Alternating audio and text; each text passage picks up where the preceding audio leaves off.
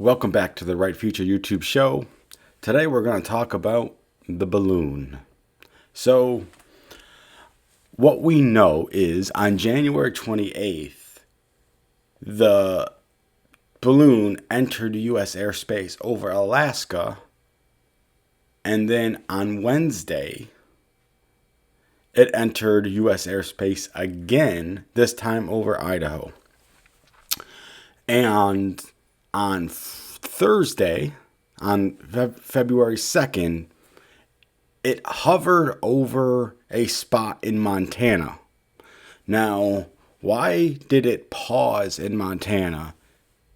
Let's back up for a second and say that the Chinese have acknowledged that this balloon was theirs. They did this through official social media Twitter accounts. And what they said is this was a weather balloon that went rogue. Back to it hovering over Montana. It had its longest stop in one place over Maelstrom Air Force Base in Montana. That Air Force Base happens to be the home of multiple nuclear silos. Now, why would it hover over an Air Force Base with nuclear silos if it was a weather balloon? So this got national media attention, and President Biden was saying nothing. And he was saying nothing. And the administration was waffling all over the place, saying, oh, no big deal. We're getting more information. The old, more information. The previous press secretary would say, I'll circle back. And of course, never circle back. So, nothing happens. All day Friday, we started hearing a trickle of Democrats coming out and saying, oh, we're not talking about this. This is a problem. While Republicans are piling on, which of course we're going to do because, you're just going to let this Chinese balloon chill over U.S. territory and do nothing about it?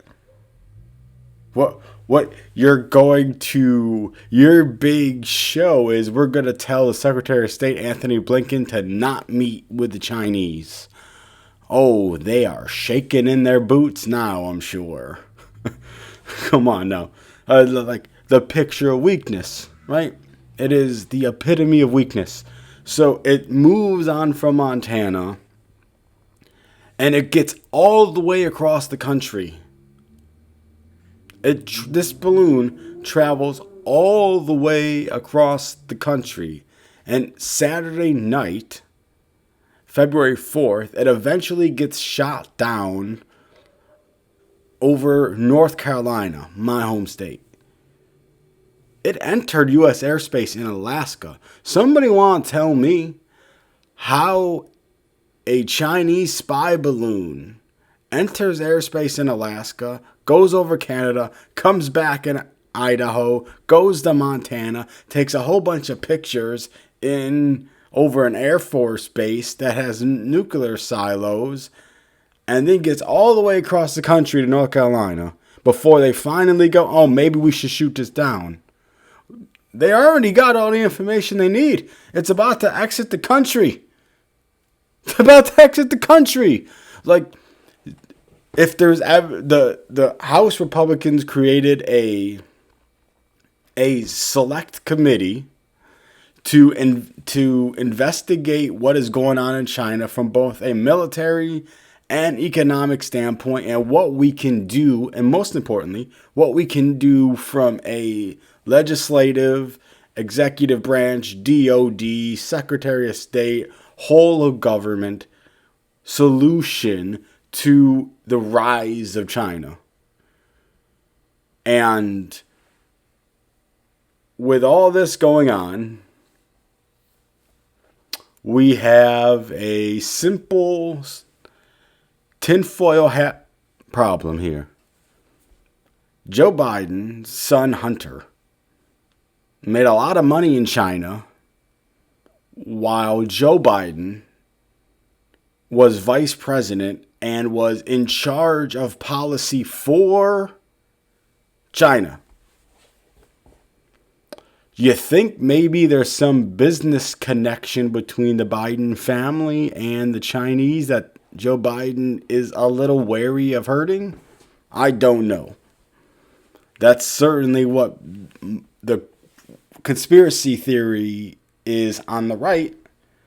And given President Biden's weakness in confronting China, in dealing with China, it's hard to refute the conspiracy theories. There's no reason to.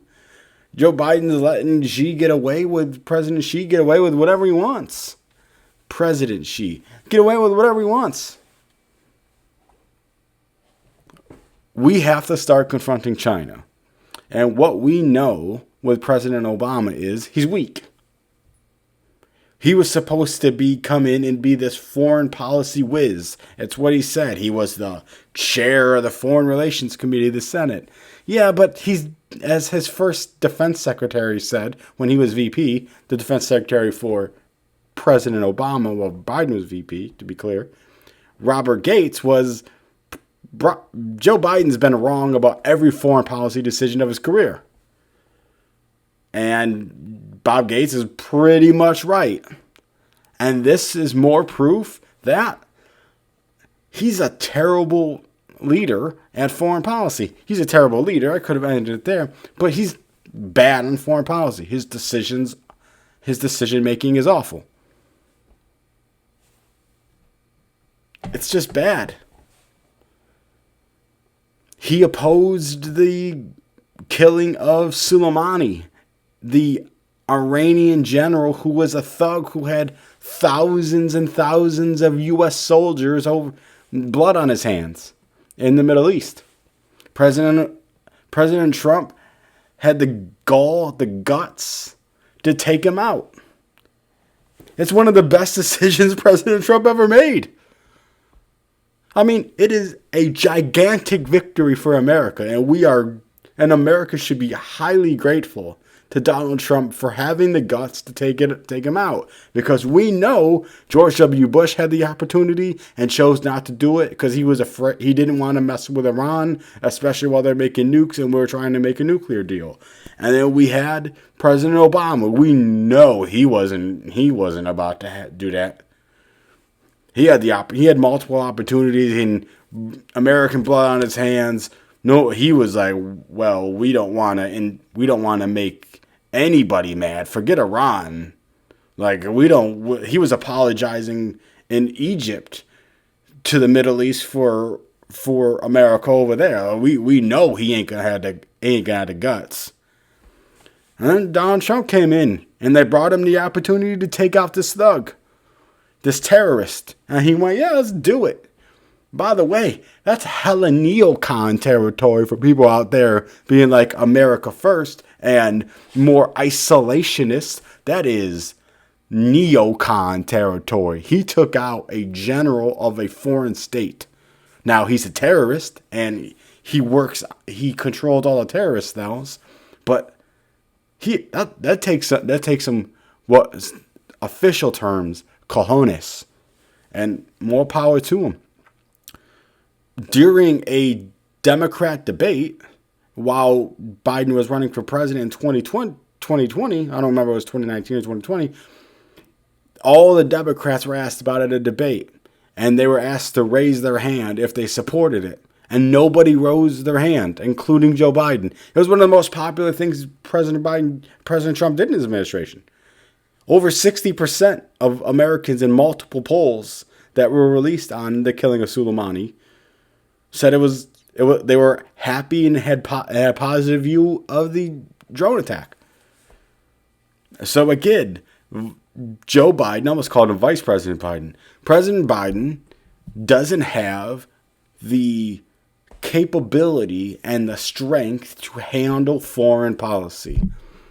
And this foreign policy is a disaster, and it's going to hurt us. And we're allowing China to get away with things we shouldn't be allowing them to get away with. Yes, I am a neocon, okay? I am somebody who wants to defend the Ukraine. Whether the Ukraine is corrupt, whether they are our friend or neutral or whatever, we know the cliched line, the cliched statement. And that statement is, the enemy of my enemy is my friend. So whether you consider them an actual ally or whether you consider them neutral in these kind of things, and by the way, they're certainly an ally under Zelensky, right? Zelensky ran against the corruption. He ran against the status quo. Zelensky was against the ruling party in Ukraine. So even if we used to say they were neutral, they certainly aren't now. So we have to acknowledge that even if they are neutral, our enemy losing a war that they started that would lead to unrest in Eastern Europe, that would cause a panic among former Soviet, former Russian Empire states, we need Russia to lose. But one thing we do know from this Russia invasion of Ukraine, invasion of Ukrainian sovereignty, is that Russia does not have the capability, both from a military standpoint or an economic standpoint, to really cause us, the United States, any problems. Our biggest geopolitical threat is China. Now, it is vital that we stop Russia so we can show China that we are not going to let them take over Taiwan, and we've committed to militarily defend Taiwan, which hopefully that never ever happens. But us standing up for Ukraine gives the Chinese pause before entering Taiwan. But China is our number one geopolitical threat by a mile. By a mile. We need to do a better job of competing with them with our manufacturing, get some of our manufacturing home, and that is hard coming from a free trade capitalist. We need to figure that out. We need to maintain our strength in our military, which means not cutting our military budget, Speaker McCarthy. So we have to fight and push back on the Chinese. And we know President Biden ain't got it in him. And he's never had it in him. It isn't even the fact that mentally he ain't there anymore. He's just never had it in him. That's all I got for you now. Thanks for coming through. I'll catch you on the next one.